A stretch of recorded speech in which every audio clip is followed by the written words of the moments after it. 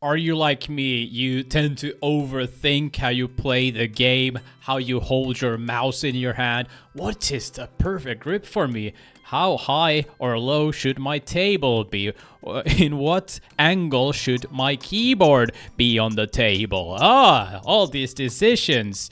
But I thought Device had something perfect to say. At least for me, I don't know how you are as a player, but Device, I think I can vibe with him a lot. There was a really good clip in the 100 Thieves podcast episode they posted about a week ago. I like this team a lot at the moment. I think I'm not alone in this. They just have a bunch of likable players, you know. You got Sean Garrett's there as the team manager, general manager, leader of FPS in 100 Thieves, whatever he does.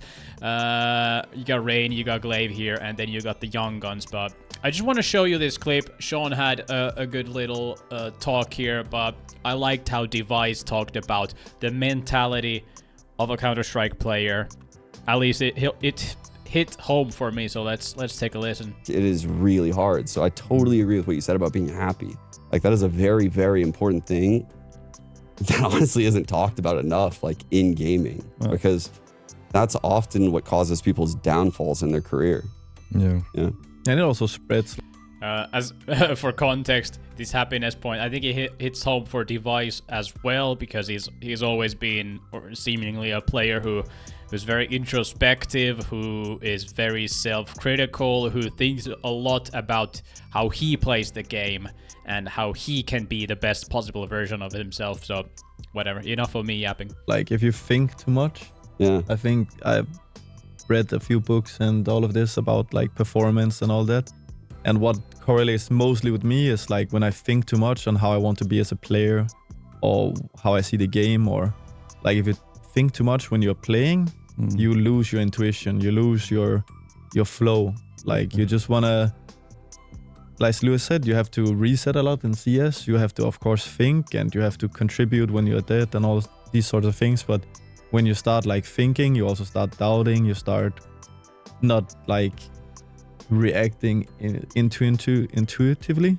And I think a lot of that like spreads in CS, because you will have periods where you are just playing your game, you're not thinking at all, you're maybe your best version of yourself, and then you have like a rough period. You have to work and think a lot of what you're doing, but it also comes from just getting through that. You do the Rob shit where you like measure your height on your desk and stuff? Honestly, I don't. I had like a period where like you can feel comfortable playing a lot of ways. I think that some people have to do that to have the 100% consistency in how they sit, but yeah, I don't do that.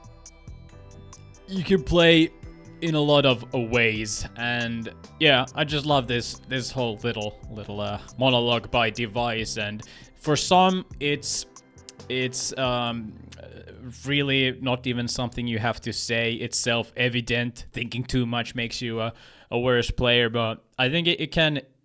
A lot of people can agree with this and can relate to this in a sense, and I also find that as a hobbyist player, as a casual player who has 7,000 hours in the game, when I play the best, I don't even think about it.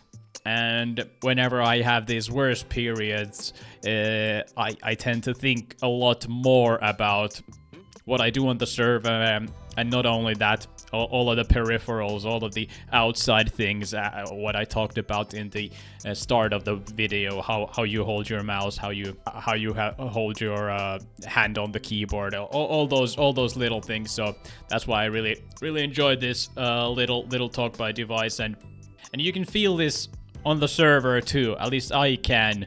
Whenever I doubt my decisions, it just makes me a worse player, and there are different reasons of why you end up doubting your decisions. For me, it's maybe I play in a group, in an environment, or with a team that I'm not familiar with, also known as solo queuing, and you tend to make decisions that make your teammates happy, or you want to keep your teammates happy. At least I have this little thing going on, and I end up playing not my game, at least my game is a little bit measured. It's a little bit slower than maybe the average pugger's play style, and that's what some people don't like, and it ends up just really messing with my play. And you don't even have to doubt too much if you just it's just as Device said, whenever you start thinking, you don't rely on your intuition, and that means that you're not making the plays that come naturally for you, that you naturally know without thinking consciously what are the right plays, because you know the right plays most of the time. So when you start doubting those, you just end up playing worse. And that is the importance of intuition. That is the importance of being happy outside of the server, and therefore being happy inside the server. Thinking can kill your game, and this is not true for everyone. Like, you got Rain here sitting next to Device. I don't think this is just me speculating. I don't think Rain has ever had this sort of a problem, because he's just such a personality that is maybe not that neurotic, not that inside of his own head, and therefore he's been able to naturally always be pretty damn good in the game. But for me, I do relate with Device, so I guess the takeaway from this is try to think less. Easier said than done, but at least we know what road we should be on when we want to become better CS players. We need to really rely on that intuition, and supposedly that's the key to happiness. This video isn't sponsored by CSLANs.com. It's my own site, which I made to help you keep track of all of these open, also known as buy-in LANs. Where are the next small LANs played? Which teams attend them? Are there spots left for these tournaments? So if you're interested in that, it's just CSLANs.com. I made a website. I vibe coded it. It was fun. So take a look if you're interested, and let's get back to the video.